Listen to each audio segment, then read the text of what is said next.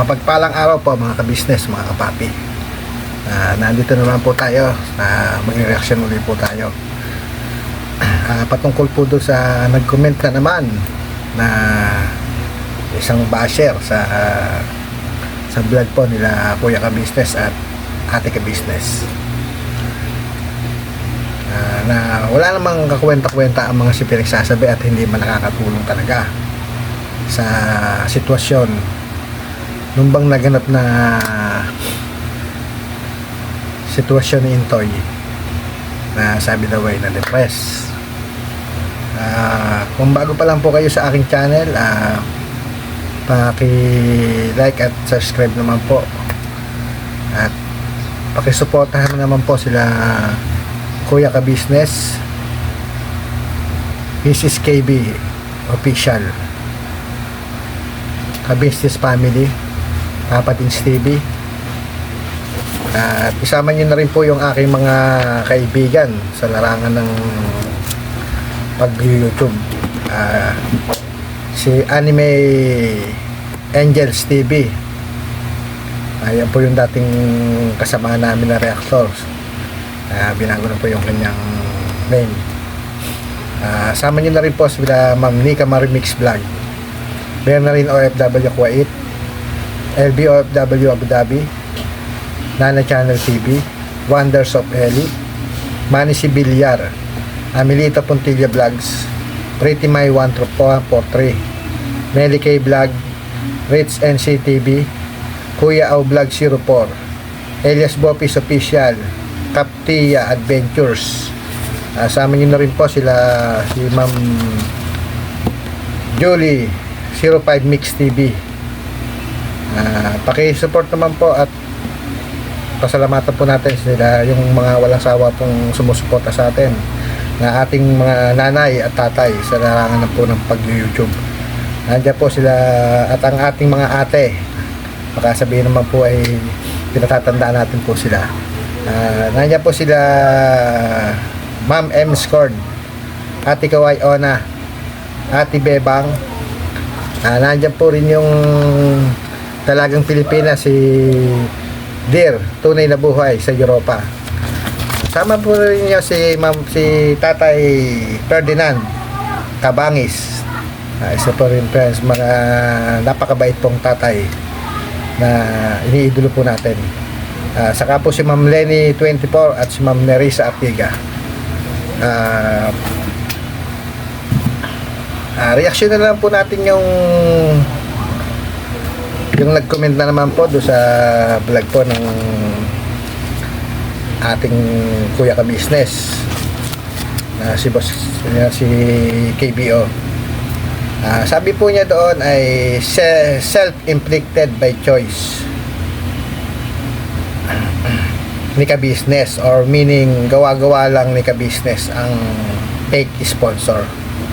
Yan po ang sabi niya. Ang may sasabi, ang may ano ko naman sa iyo, paano mo napatunayan na gawa-gawa ni Kuya Ka-Business yung fake sponsor na yon? May pruweba ka ba, o meron ka bang resibo na gawa-gawa lang ni Kuya Ka-Business yung fake sponsor na yon?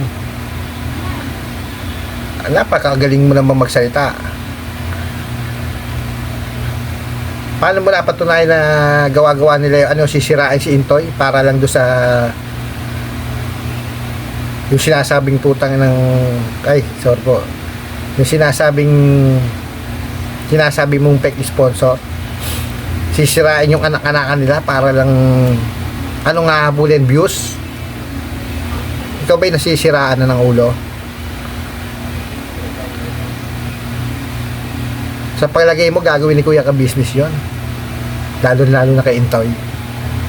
Mag-isip-isip ka bago ka bumanat ng bumanat. At eto pa, tapos si Intoy ang magsasuffer in the end for the views, for the money, for the content. Parang ginayan niya style ng ibang vlogger. Paano mo naman nasabing magsasuffer si Intoy tinatanong lang naman ni Kuya Ka-Business kung may natanggap siyang padala. Hindi naman inaano ni Kuya Ka-Business kay Tintoy na talagang siya na yung siya yung pinaghihinalaan at siya yung pinagbibintangan ba naman na ano, ikaw ba'y ulaga? Hindi mo ba napanood yung vlog ni Kuya Ka-Business nung kalabong? Tinatanong ni Kuya Ka-Business kung may natanggap na galing sa sponsor. At anong sabi ni Kuya Business? Ipa-iimbestigahan kung totoo nga yun. At si Intoy ang pinaniniwalaan niya. Di ba? At sinasabi mo for the views, gagamitin ni Kuya Ka-Business Intoy para lang magka-business. Hindi mo nakikita ang mga video ni Kuya Ka-Business? Yung sa mga tumitira, yung mga iniidolo nyo. Tingnan nyo nga yung views na iniidolo nyo sa ano, alam mo na, kilala ka naman namin eh kung sino ka eh. Tingnan mo nga yung views ng iniidolo mo sa views nila Kuya Ka-Business.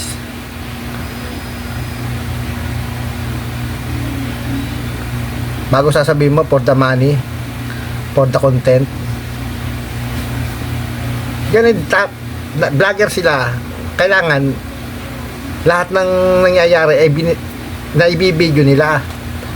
Kasi yun ang ano ng aming Kuya Ka-Business, yung aming boss, na walang itatago at walang ililihim sa mga viewers. Naiintindihan mo ba yon? Kung makakomment ka eh, kala mo ka naman, kilala ka naman namin eh. Ito pa sabi niya, hindi mailabas ni Emerson Dino ang resibo with the sponsor, name and date and full conversation between them. Ulaga ka pala eh. Kung ilabas nila Kuya Ka-Business yung resibo, yung nagpadala ng ano, yung nag-message kay Ate Ka-Business, di sila pa yung nabalikan. Malay mo ay may kagaya yung ano, yung account na yon. Utak-utang pairalin mo, balugs. Hindi yung commit ka ng commit na wala naman sa lugar. Utak ng ipis ka.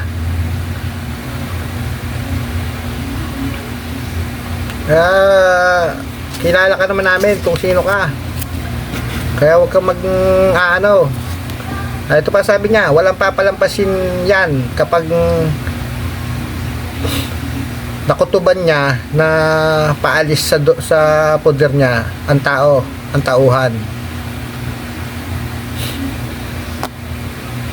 Paano mo naman masasabing nakutuban eh? May nag-message nga kay Ate Ka-Business na nagpadala daw kuno kay Intoy kung natanggap na. Masama ba yung tinanong ni Kuya Ka-Business sa kanya? Pati anong mong pinapalabas mula aalis si Intoy hindi naman aalis si Intoy sa Ka-Business Family. Naaano lang siya doon sa mga katulad mong basher. Kaya siya ay na-depress sa katulad mong basher. Siya na-depress, hindi sa Ka-Business Family. Yan ang tandaan mo. Yung mga comment nyo na mga walang kakwenta-kwenta, kayo ang sumisira sa mga katulad naming vlogger. Ito pa isa, kailangang siraan niya para hindi maging capable. Maglabas ng baho ang tao na yon tungkol sa kanya at sa pamilya niya. Ikaw pala'y nasisiraan na eh. Kailan ba naglabas si Kuya Ka-Business ng baho ni Intoy at nila Junjun, nila Baypaya? Ang utak mo ay minuto ay tarantado. Paano mo nasabing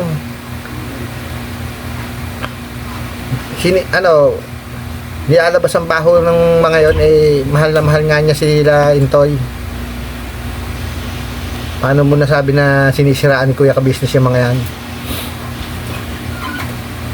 Isip-isip ka bago para pag may time. Hindi yung Paano yung comment mo na walang kakwenta-kwenta, eh, sisiraan mo yung mga tao. Ito pa, sisiraan niya yung tao, tapos manipulate niya by saying the past happiness they did, at isusumbat niya lahat ng naitulong niya para makuha ang loob ng taong yung ulit.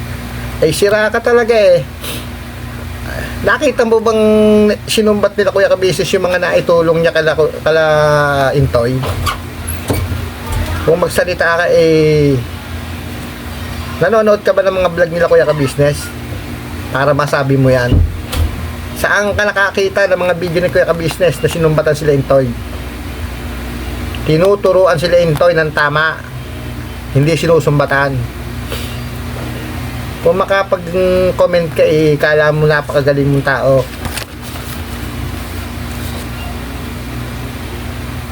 Minuto ka tarantado. Kung sino ka mang nag-comment ka. Ngayon, hindi niya magawang makumbinsi si Intoy. Bumalik ang way out naman niya ay ipagkalat sa buong mundo na nababaliw si Intoy at may depression. Eh, siraulo ka pala eh. Paano masasabing siniraan si Intoy, eh, sinasabing baliw, eh, hindi naman sinasabing nababaliw si Intoy. Parang na-depress sa mga katulad yung baser. Yun ang sinasabi, hindi sinasabing nababaliw. Ang layo na mga ano mo. Sabi baka mauwi sa depression. Hindi ba na ano yun? Ikaw ba'y nakaranas bang ma-depress? Gusto mo ma-depress? Padi-depress kita eh. Kung makakapag-comment kayo, eh, kala mo kayong mga magagaling na tao. At eto pa, dapat dito, ang dapat ipa-doktor dito ay si Kabisnes. Siraulo ka pala eh. Ikaw itong wala sa katinuan eh, dapat ikaw ang ipa-doktor. Hindi yung si Kuya Kabisnes ang iano mo. Ikaw ang wala sa katinuan. Kung mag-comment ka, ay kala mo ka magaling na tao.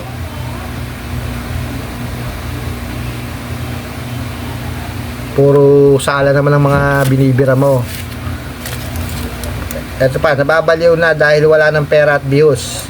Sa dami ng sasakyan mo, Kabisnes. Benta mo ng lahat para hindi mo ginagawang kawawa ang mga tauhan. Paano mo naman nasabing kinakawawa yung mga tauhan niya? Eh, ang ganda nga ng buhay ng mga yan. Napakaswerte nga ng mga kagwang. Ba't mo sinasabing kinakawawa? May resibo ka, may ebidensya ka na kinakawawa yung mga kagwang. Ay, tarantado, minuto kang tarantado. Paano mo nasabi na at nababaliw, ikaw ang nababaliw? Huwag kang magsasalita ng mga ano kung hindi mo alam ang pinagsasabi mo. At napakaganda ng buhay ng mga kagwang dahil kay Kuya Kabisnes, tandaan mo yan. Yan ay hindi sinusumbat ni Kuya Kabisnes dahil nakikita namin yan.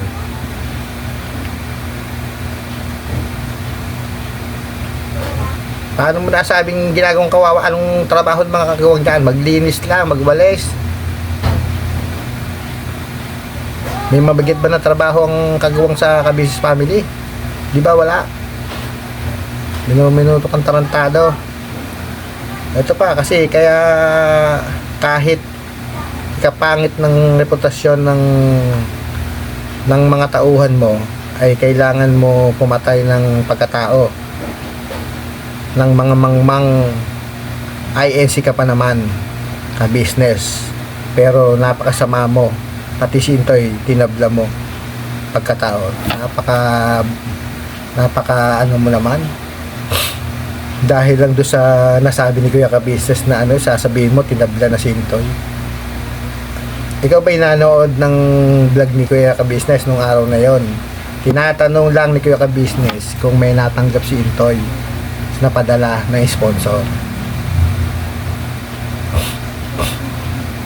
Dangat nga laang at sabi ni Intoy ay marami na siyang na anong basher, kaya hindi na niya natanggap yung pagsasalita ni Kuya Ka-Business, pero walang sinasabi si Kuya Ka-Business ng masama.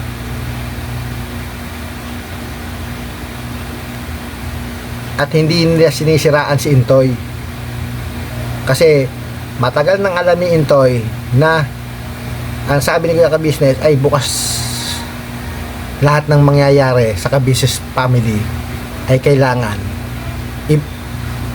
ipakita sa mga viewers, sa mga nanonood sa kanila kung ano yung nangyayari at walang ililihim.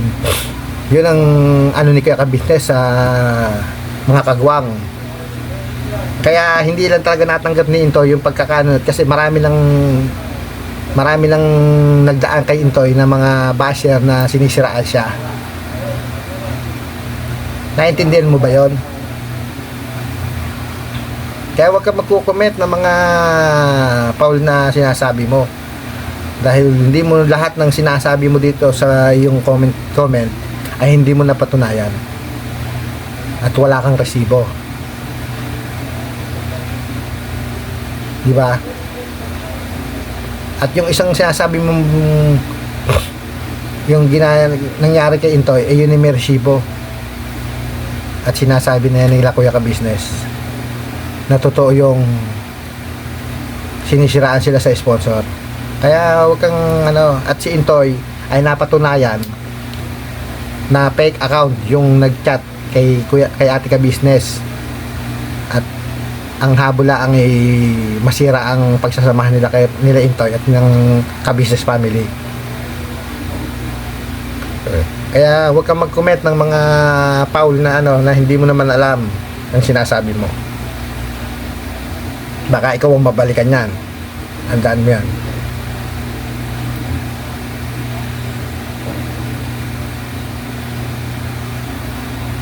Di ba? Hindi yung kung mag-comment kayo ay parang lagi kayong tama. Sino ang tama? Yung amo mo? Alam naman namin na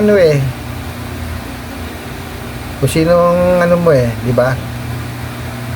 Ayaw nyo tumigil. Mahanap kayo ng butas para kay mapansin na naman. Pinansin ko kayo. Meron pa isa.